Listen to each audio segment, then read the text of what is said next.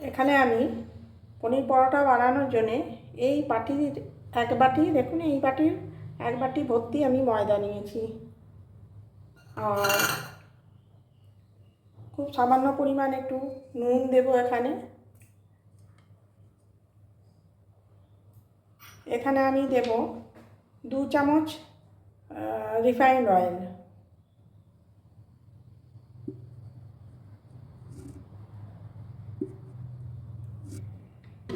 এটা দিলাম।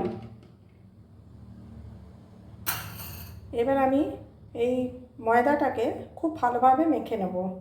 একটু একটু জল দিয়ে একটু নরম করে মেখে নেব, খুব শক্ত হবে না, লুচির মতো নয়, যেমন পরোটা বানানো হয় সেরকম।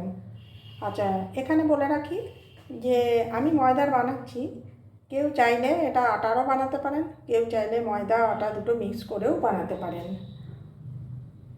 আর বন্ধুরা, উদয়পুরটি চ্যানেলে আপনাদের সবাইকে স্বাগত। আশা করছি আপনারা সকলেই ভালো আছেন। আমি আপনাদেরকে আজকে একটি পনির পরোটার রেসিপি বানিয়ে দেখাবো। পনির পরোটা অনেক রকমভাবে হয়ে থাকে, আজকে আমি বানাচ্ছি সম্পূর্ণ নিরামিষভাবে একটি পনির পরোটা। আচ্ছা, এই ময়দার মধ্যে খুব সামান্য একটু কালো জিরে আমি দিয়েছি। এবার এটাকে জল দিয়ে আস্তে আস্তে ভালো করে মেখে নেব। এখানে আমি বলি এই পনির পরোটা বানানোর জন্যে যা যা লাগছে, তার মধ্যে এখানে আমি 150 গ্রাম পনির নিয়েছি। আচ্ছা, এখানে খুব ছোটো চামচে হাফ চামচ চিলি ফ্লেক্স নিয়েছি, তারপরে হাফ চামচ চাট মশলা নিয়েছি, 1 চামচের মতো কসুরি মেথি নিয়েছি, আর ভাজা জিরে গুঁড়ো নিয়েছি ছোটো 1 চামচ। এরপর নুন তো অবশ্যই লাগবে, কেউ যদি মিষ্টি পছন্দ করেন তো খুব সামান্য একটু চিনি দিতেও পারেন, আমি দিচ্ছি না এখানে। আর ভাজার জন্য রিফাইন্ড অয়েল লাগছে। এখানে আমি পনিরগুলো গ্রেট করে নিচ্ছি। দেখুন এইভাবে পনিরগুলো গ্রেট করে নিচ্ছি। এই যে এইভাবে সমস্ত পনিরটা আমি গ্রেট করে নেব। আর গ্রেট করার পর এই যাবতীয় মশলার সাথে ভালো করে এটাকে মাখিয়ে নেব। তবে কারোর যদি কসুরি মেথি গন্ধ ভালো না লাগে, সেক্ষেত্রে কসুরি মেথি না দিয়ে আপনারা ধনে পাতা কুচিও দিতে পারেন। আর কেউ পেঁয়াজ রসুন খেতে চাইলে রসুন দেবেন না, তবে পেঁয়াজ খুব ফাইন করে দিতে পারেন এর মধ্যে। এগুলো সম্পূর্ণ আপনাদের নিজেদের ওপর। আজকেরটা আমি সম্পূর্ণ নিরামিষ পনির পরোটা বানিয়ে দেখাচ্ছি। দেখুন এগুলো সমস্ত এই পনিরটা গ্রেট করে নিলাম। আর এখানে যাবতীয় যা মশলা আছে সমস্ত মশলা দিয়ে আমি এটাকে ভালো করে আগে মেখে নেব। পরিমাণ মতো নুন দিচ্ছি। এটাকে খুব ভালো করে মেখে নেব। ঝাল অবশ্যই যে যেমন খাবেন সেই বুঝে দেবেন। দেখুন এইভাবে মেখে নিলাম। এবার আমি ময়দাটাকে লেচি বানাবো।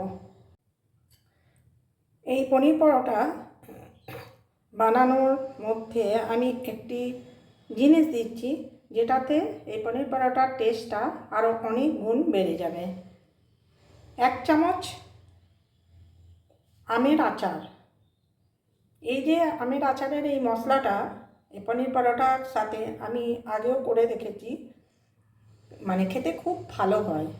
আর এই জন্যই আমি আজকেও এই পনির পরোটার মধ্যে এই পনিরের যেটা পুর বানাচ্ছি সব কিছুর সাথে আমি দেখুন এই 1 চামচ আমের আচার, অন্য কোনো কিছু না, আমের আচারের মশলা এতে দিলাম।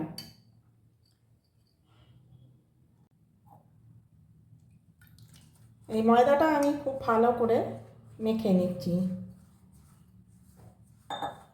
খুব অল্প অল্প জল দিয়ে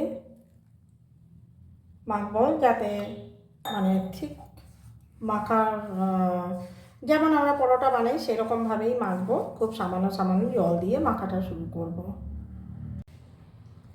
এখানে দেখুন ময়দাটা আমার মাখা হয়ে গেছে ভালোভাবে। এবার এগুলোকে লেচি কেটে নেব, যেরকম পরোটা বানানো হয় তবে যে কোনো পরোটায় পুর ভরা বানানো হলে নর্মাল পরোটা থেকে একটুখানি বেশি আটা বা ময়দাটা নিতে হবে লেচির। এখানে আমি হাতে সামান্য তেল বুলিয়ে তারপরে লেচি কাটছি, তাহলে হাতে কিন্তু এই আটা বা ময়দা যেটা মাখবেন সেটা কিন্তু দেখুন হাতে চেটে না। এই কারণে হাতে সামান্য তেল বুলিয়ে তারপরে কিন্তু লেচিগুলো কাটবেন। এখানে আমি এটা 4টে বানাচ্ছি। দেখুন এরকম সাইজের, ঠিক এরকম সাইজের 4টে লেচি করলাম।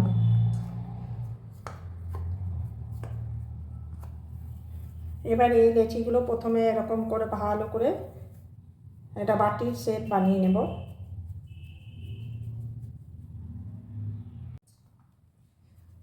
ঠিক এইভাবে লেচিগুলোকে বাটির আকারে গড়ে নেব। এইবার আমি এখানে একটা করে পনিরের বল বানিয়ে রেখেছি, সেটাকে এর ভেতরে দিয়ে ভালো করে আস্তে আস্তে এরকম করে মুখটা বন্ধ করে দেব। মুখ যেন খুব ভালো করে বন্ধ হয়, দিয়ে এই যে মাথাটা আছে এটা এমনি করতে করতে এখানেই এরকম করে চিপে দেব। তারপর হাতেই একটু করে চাপ দিয়ে দিয়ে হালকা হাতে চাপ দেবেন কিন্তু, দিয়ে এটাকে একটু বড় করে নেব এরকম। তাহলে কি হবে, এই যে পুর ভরেছি সেই পুরটা কিন্তু এই পরোটার চারদিকে কিন্তু ছড়িয়ে যাবে, এক জায়গাতে হবে না, গোটা পরোটাটাই ছড়িয়ে থাকবে। এইভাবে আমি বানালাম একটা, আর একটাও বানিয়ে দেখাচ্ছি আপনাদের। ঠিক এইভাবে একটা বাটি বানালাম। এই দেখুন পুরটা দিয়ে দিলাম। পুরটা দেওয়ার পরে একটা বুড়ো আঙুল দিয়ে পুরটাকে চাপ দেব এবং বাটিটাকে ওপর দিকে চাপ দিয়ে তুলব। তারপর মুখটা এইভাবে বন্ধ করে দেব। দেখুন এই যে বন্ধ করে দিলাম। এবার চেপে ভেতরে হাওয়াটাও বেরিয়ে যাবে, আর তারপর চাপ দিলে কি পুরটা চারদিকে ছড়িয়ে যাবে পরোটার মধ্যে। বেলাটাও কিন্তু খুব সাবধানে করতে হবে, হালকা হাতে বেলতে হবে। এইভাবে আমি সমস্ত পরোটাগুলো পুর ভরে নেব। দেখুন এই পরোটাটাও আমার কিন্তু বেলা হয়ে গেছে। এবার এটাকেও আমি প্লেটে তুলে রেখে দিচ্ছি। এবার আমি তাওয়া বসিয়ে দিয়েছি গ্যাসে, গরম হলে পরে পরোটাগুলো সেঁকে ভেজে নেব। এই যে তাওয়ায় আমি পরোটা দিয়ে দিয়েছি, এক পিঠটা সেঁকা হলে তারপরে উল্টে দেব।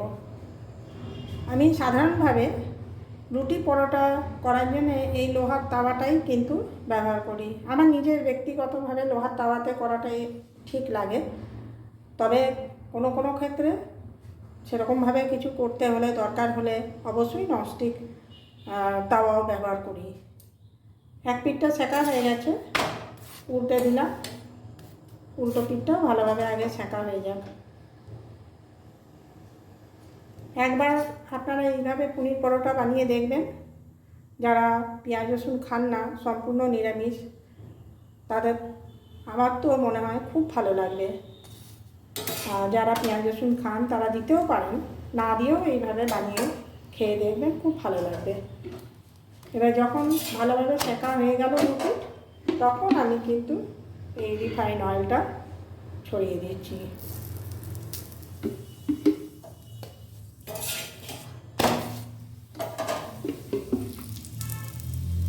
এক পিঠটায় দিলাম, আবার এই পিঠটাতেও দিয়ে দিলাম। দেখুন কীরকম একদম গোল হয়ে ফুলকো রুটির মতোই এই পনির পরোটাও ফুলে উঠেছে। আশা করি আপনারা দেখেই বুঝতে পারছেন কীরকম ফুলেছে।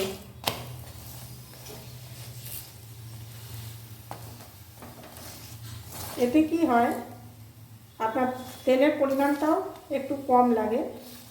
ধরুন আজকাল তো সবাই হেলথ কনসাস, অথচ পরোটা প্রায়শ খেতেও ইচ্ছে করে। এইভাবে করলে কিন্তু তেলটাও কম যায়।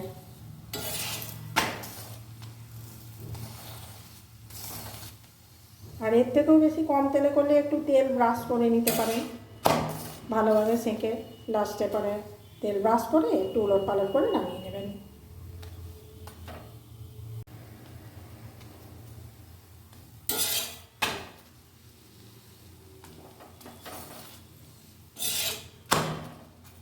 আমার এই পরোটা একবারে তৈরি হয়ে গেছে, দেখুন দু পিসটাই ভাজা হয়ে গেছে লাল লাল করে। এবার আমি নামিয়ে নেব।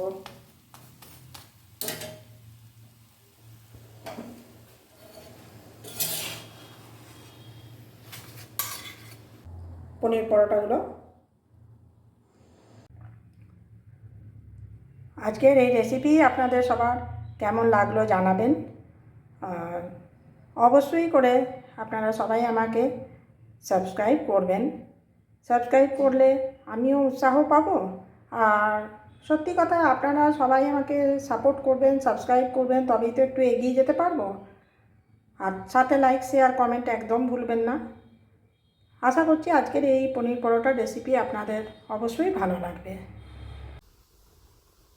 দেখুন এই পনির পরোটার ভেতরটাও আপনাদেরকে দেখিয়ে দিচ্ছি কতটাই ভালো হয়েছে, এবং গোটা পরোটাতেই পনিরটা সমানভাবে মানে ছড়িয়ে গেছে।